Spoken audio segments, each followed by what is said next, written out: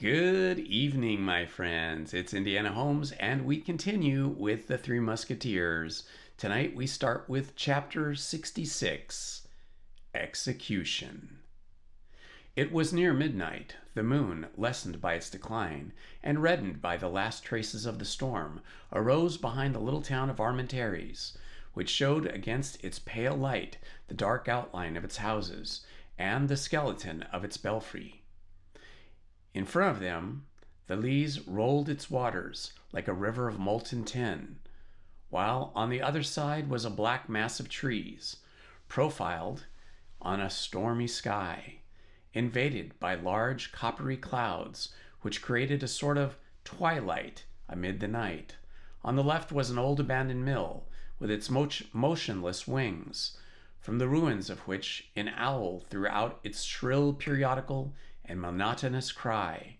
On the right and on the left of the road, which the dismal procession pursued, appeared a few low, stunted trees, which looked like deformed dwarfs crouching down to watch men traveling at this sinister hour.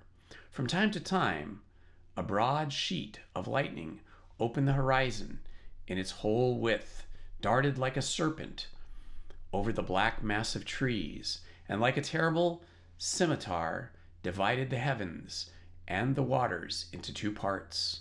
Not a breath of wind now disturbed the heavy atmosphere. A death-like silence oppressed all nature.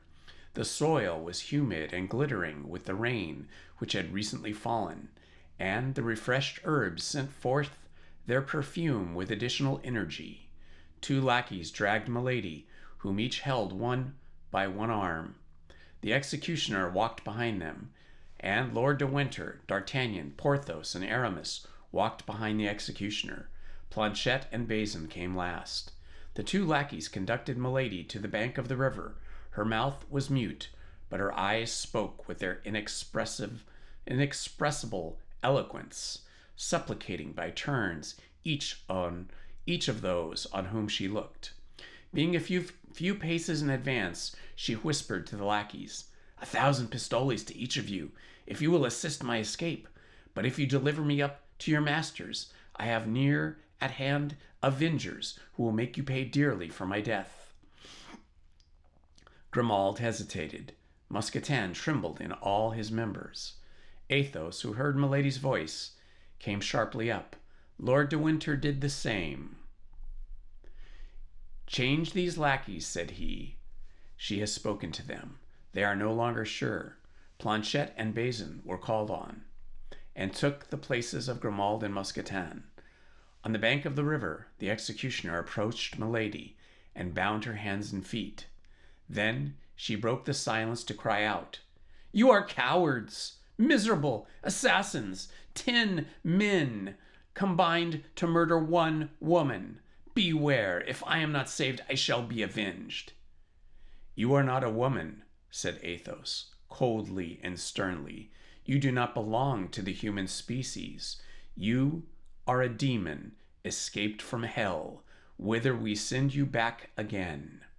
"Ah, you virtuous men," said Milady, "please to remember that he who shall touch a hair on my head is himself an assassin." "The executioner may kill without being on that account an assassin," said the man in the red cloak, rapping upon his immense sword. "This is the last judge, that is all. Nachrichter, as say our neighbors, the Germans." And as he bound her while saying these words, Milady uttered 2 or 3 savage cries, which produced a strange and melancholy effect in the flying away into the night, and losing themselves in the depths of the woods. "If I am guilty, if I have committed the crimes you accuse me of," shrieked Milady, "take me before a tribunal. You are not judges. You cannot condemn me." "I offered you Tyburn," said Lord de Winter. "Why did you not accept it?" "Because I am not willing to die," cried Milady, struggling. "Because I am too young to die." "The woman you poisoned at Bethune was still younger than you, madame, and yet she is dead," said D'Artagnan. "I will enter A cloister! I will become a nun, said Milady. You were in a cloister, said the executioner, and you left it to ruin my brother. Milady uttered a cry of terror and sank upon her knees. The executioner took her up in his arms and was carrying her toward the boat. "Oh, my God!" she cried. "My God! Are you going to drown me?" These cries had something so heart-rending in them that Monsieur d'Artagnan, who had been at first the most eager in pursuit of Milady, sat down on the stump of a tree and hung his head, covering his ears with the palms of his hands, and yet, notwithstanding, he could still hear her cry and threaten. D'Artagnan was the youngest of all these men. His heart failed him. "Oh, I cannot behold this frightful spectacle," said he. "I cannot consent that this woman should die thus." Milady heard these few words and caught at a shadow of hope. "D'Artagnan, D'Artagnan," she cried, "remember that I loved you." The young man rose and took a step toward her, but Athos rose likewise, drew his sword, and placed himself in the way. "If you take one step further, D'Artagnan," said he, "we shall cross swords together." D'Artagnan sank on his knees and prayed. "Come," continued Athos, "executioner, do your duty." "Willingly, monsieur," said the executioner, "for as I am a good Catholic, I firmly believe I am acting justly in performing my functions on this woman." "That's well." Athos made a step toward Milady. "I pardon you," said he, "the ill you have done me. I pardon you for my blasted future, my lost honor, my defiled love, and my salvation forever be compromised by the despair into which you have cast me. Die in peace." Lord de Winter advanced in his turn. "I pardon you," said he, "for the poisoning of my brother, and the assassination of his Grace, Lord Buckingham. I pardon you for the death of poor Felton. I pardon you for the attempts upon my own person. Die in peace." "And I," said Monsieur d'Artagnan, "pardon me, madame, for having by a trick unworthy of a gentleman provoked your anger, and I, in exchange, pardon you for the murder of my poor love and your cruel vengeance against me. I pardon you, and I weep for you. Die in peace." "I am lost," murmured Milady in English. "I must die." Then she rose of herself and cast around her one of those piercing looks which seemed to dart from eye of a flame. She saw nothing, she listened, she heard nothing. "Where am I to die?" said she. "On the other bank," replied the executioner. Then he placed her in the boat, and as he was going to set foot in it himself, Athos handed him a sum of silver. "Here," said he, "is the price of the execution, that it may be plain we act as judges." "That is correct," said the executioner. "And now, in her turn, let this woman see I am not fulfilling my trade, but my debt." And he threw the money into the river. The boat moved off toward the left-hand shore of the Lys, bearing the guilty woman and the executioner. All the others remained on the right-hand bank, where they fell on their knees. The boat glided along the ferry rope under the shadow of a pale cloud which hung over the water at the moment. The troop of friends saw it gain the opposite bank. The figures were defined like black shadows on the red-tinted horizon. Milady, during the passage, had contrived to untie the cord which fastened her feet. On coming near the bank, she jumped lightly on shore and took flight, but the soil was moist. On reaching the top bank, she slipped and fell upon her knees. She was struck, no doubt, with a superstitious idea. She conceived that the heaven had denied its aid, and she remained in the attitude in which she had fallen, her head drooping and her hands clasped. Then they saw from the other bank the executioner raise both his arms slowly. A moonbeam fell upon the blade of the large sword. The two arms fell with a sudden force. They heard the hissing of the scimitar and the cry of the victim.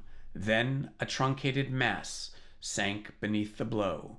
The executioner then took off his red cloak, spread it on the ground, laid the body in it, threw in the head, tied up all the four corners, lifted it on his back, and entered the boat again. In the middle of the stream he stopped the boat, and suspending his burden over the water, cried in a loud voice, "Let the justice of God be done!" And he let the corpse drop into the depths of the water, which closed over it. 3 days afterward, the four musketeers were in Paris. They had not exceeded their leave of absence, and that same evening they went to pay their customary visit to Monsieur de Treville. "Well, gentlemen," said the brave captain, "I hope you have been well amused during your excursion." "Prodigiously, prodigiously," replied Athos, in the name of himself and his comrades.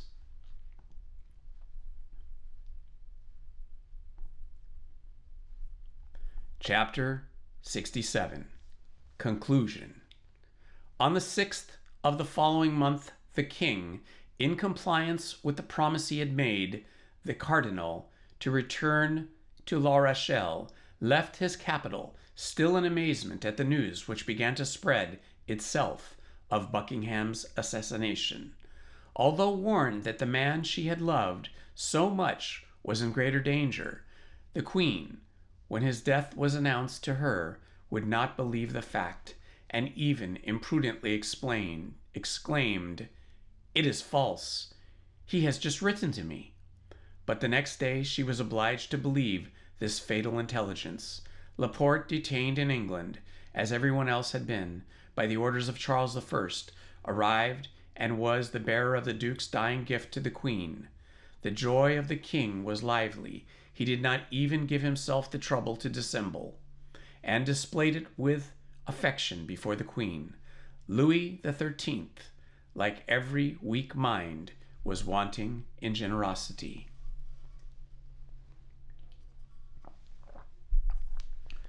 But the king soon again became dull and indisposed. His brow was not one of those that long remained clear. He felt that in returning to camp he should re-enter slavery. Nevertheless, he did return. The cardinal was for him the fascinating serpent, and himself the bird which flies from the branch to branch without power to escape. The return of La Rochelle, therefore, was profoundly dull.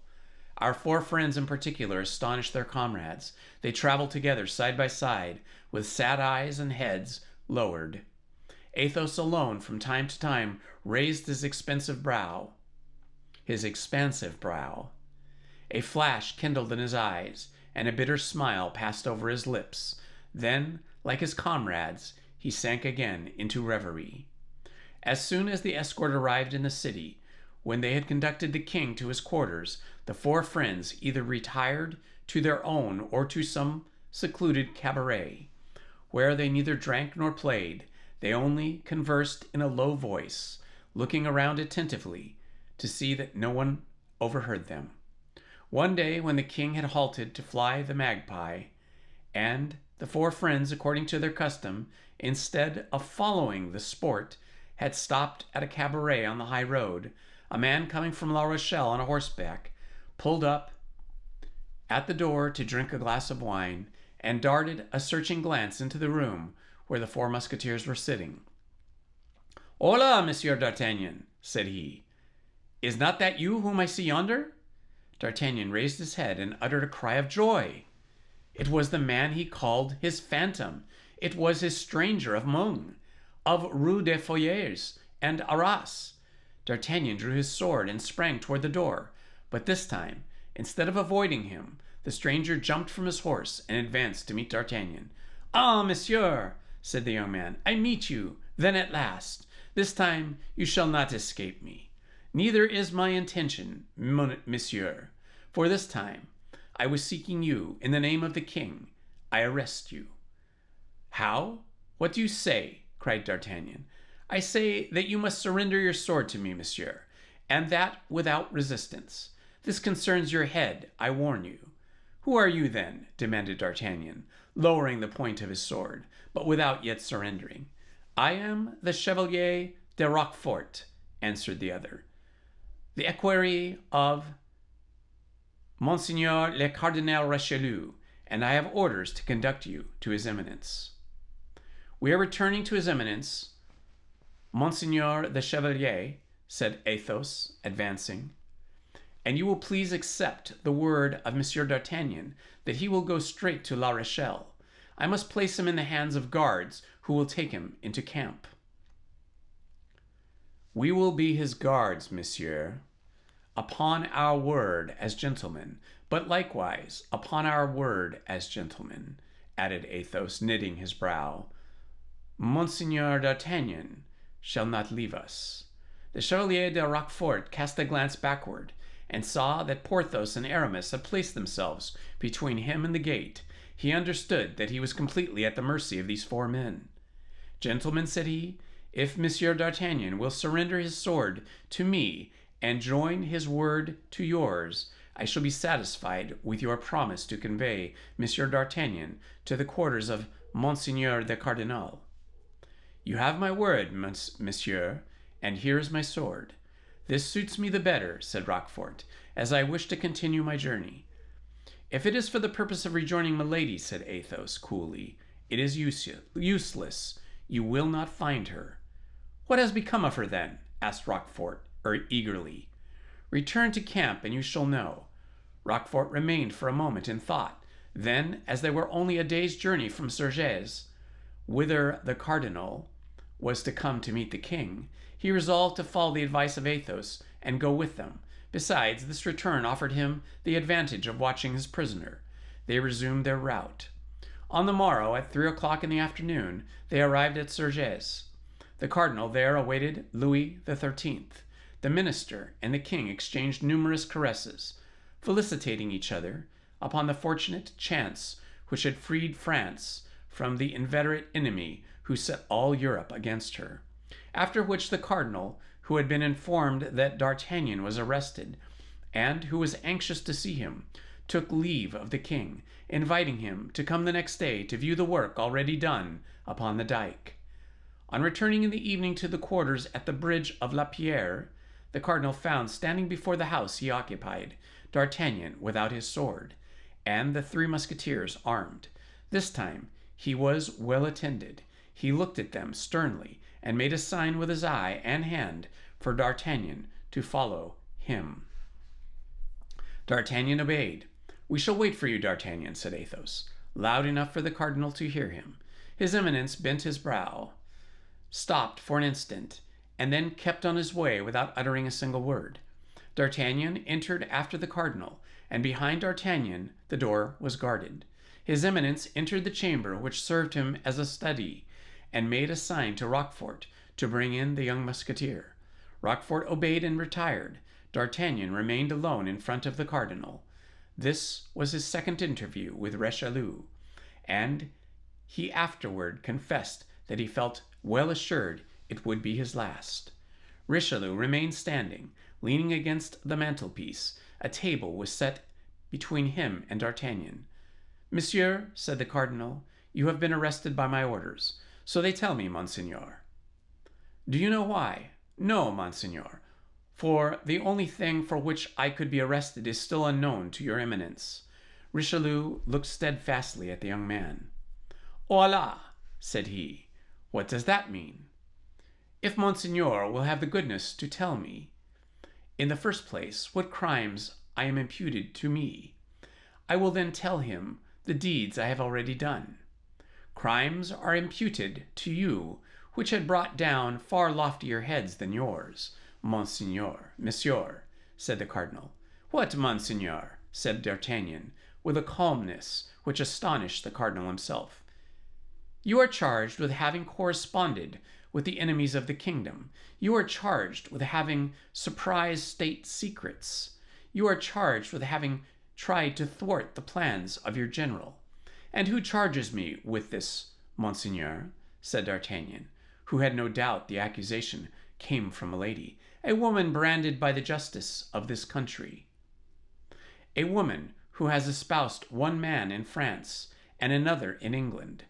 A woman who has poisoned her second husband and who attempted both to poison and assassinate me. What do you say, monsieur? Cried the cardinal, astonished. And what woman are you speaking of? Of Milady de Winter, replied D'Artagnan. Yes, of Milady de Winter, of whose crimes your eminence is doubtless ignorant, since you have honored her with your confidence. Monseigneur. Monsieur, said the cardinal, if Milady de Winter has committed the crimes you lay to her charge, she shall be punished. She shall be punished, monseigneur. And who has punished her? She has been punished. But who? We. She is in prison? She is dead. Dead? Repeated the cardinal, who could not believe what he heard. Dead? Did you not say she was dead? 3 times she attempted to kill me, and I pardoned her. But she murdered the woman I loved. Then my friends and I took her, tried her, and condemned her. D'Artagnan then related the poisoning of Madame Bonchenot in the convent of the Carmelites at Bethune, the trial in the isolated house, the trial in the isolated house, and the execution on the banks of the Lys. A shudder crept through the body of the cardinal, who did not shudder readily. But all at once, as if undergoing the influence of an unspoken thought, the countenance of the cardinal, till then gloomy, cleared up by the degrees, and recovered perfect serenity. So, said the cardinal, in a tone that constrained strongly with the severity of his words, you have constituted yourselves judges without remembering that they who punish without license to punish are assassins. Monseigneur, I swear to you that I never for an instant had the intention of defending my head against you. I willingly submit to any punishment your eminence may please to inflict upon me. I do not hold life dear enough to be afraid of death. Yes, I know you are a man of stout heart, monsieur, said the cardinal, with a voice almost affectionate. I can therefore tell you beforehand, you shall be tried and even condemned. Another might reply to your eminence that he had his pardon in his pocket. I content myself with saying, command, monseigneur, I am ready. Your pardon? Said Richelieu, surprised. Yes, monseigneur, said D'Artagnan. And signed by whom? The king? And the cardinal pronounced these words with a singular expression of contempt. No, by your eminence. By me? You are insane, monsieur. Monseigneur will doubtless recognize his own handwriting. And D'Artagnan presented to the cardinal the precious piece of paper which Athos had forced from Milady, and which he had given to D'Artagnan to serve him as a safeguard. His eminence took the paper and read in a slow voice, dwelling upon every syllable. December 3rd, 1627. It is by my order, and for the good of the state, that the bearer of this has done what he has done. Richelieu. The cardinal, after having read these 2 lines, sank into a profound reverie, but he did not return the paper to D'Artagnan. He is meditating by what sort of punishment he shall cause me to die, said the Gascon to himself. Well, my faith, he shall see how a gentleman can die. The young musketeer was in excellent disposition to die heroically. Richelieu still continued thinking, rolling and unrolling the paper in his hands. At length he raised his head, fixed his eagle look upon the loyal, open and intelligent countenance, read upon that face, furrowed with tears, all the sufferings its possessor had endured in the course of a month, and reflected for the 3rd and 4th time how much there was in that youth of 21 years before him, and what resources his activity, his courage, his shrewdness might offer to a good master. On the other side, the crimes, the power, and the infernal genius of Milady had more than once terrified him. He felt something like a secret joy of being forever relieved of this dangerous accomplice. Richelieu slowly tore the paper, which D'Artagnan had generously relinquished. I am lost, said D'Artagnan to himself, and he bowed profoundly before the cardinal, like a man who says, Lord, thy will be done. The cardinal approached the table, and without sitting down, wrote a few lines upon a parchment, of which 2/3 were already filled, and affixed his seal. That is my condemnation, thought D'Artagnan. He will spare me the ennui of the Bastille, or the tediousness of a trial. That's very kind of him. Here, monsieur, said the cardinal to the young man, I have taken from you one carte blanche to give you another. The name is wanting in this commission. You can write it yourself. D'Artagnan took the paper hesitatingly and cast his eyes over it. It was a lieutenant's commission in the Musketeers. D'Artagnan fell at the feet of the cardinal. Monseigneur, said he, my life is yours. Henceforth dispose of it. But this favor which you bestow upon me, I do not merit. I have 3 friends who are more meritorious and more worthy. You are a brave youth, D'Artagnan, interrupted the cardinal, tapping him familiarly on the shoulder, charmed at having vanquished this rebellious nature. Do with this commission what you will.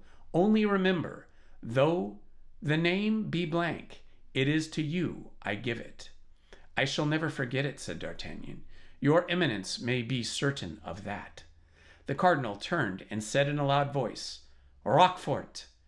The chevalier, who no doubt was near the door, entered immediately. Roquefort, said the cardinal. You see, Monsieur D'Artagnan, I receive him among the number of my friends. Greet each other, then be wise if you wish to preserve your heads. Roquefort and D'Artagnan coolly greeted each other with their lips, but the cardinal was there observing them with his vigilant eye. They left the chamber at the same time. We shall meet again, shall we not, monsieur? When you please, said D'Artagnan. An opportunity will come, replied Roquefort. Hey, said the cardinal, opening the door. The 2 men smiled at each other, shook hands, and saluted his eminence. We were beginning to grow impatient, said Athos. Here I am, my friends, replied D'Artagnan, not only free, but in favor. Tell us about it. This evening, but for a moment, let us separate. Accordingly, the same evening, D'Artagnan repaired to the quarters of Athos, whom he found in a fair way to empty a bottle of Spanish wine, an occupation which he religiously accomplished every night. D'Artagnan related what had taken place between the cardinal and himself, and drawing the commission from his pocket, said, Here, my dear Athos, this naturally belongs to you. Athos smiled, one of his sweet and expressive smiles. Friend, said he, for Athos this is too much. For the Comité de la Ferrière, it is too little. Keep the commission. It is yours. Alas, you have purchased it dearly enough. D'Artagnan left Athos's chamber and went to that of Porthos. He found him clothed in a magnificent dress, covered with splendid embroidery, admiring himself before a glass. Ah! Is that you, dear friend? Exclaimed Porthos. How do you think these garments fit me? Wonderfully, said D'Artagnan. But I come to offer you a dress which will become you still better. What? Asked Porthos. That of lieutenant of Musketeers. D'Artagnan related to Porthos the substance of his interview with the cardinal, and said, taking the commission from his pocket, Here, my friend, write your name upon it, and become my chief. Porthos cast his eyes over the commission, and returned it to D'Artagnan, to the great astonishment of the young man.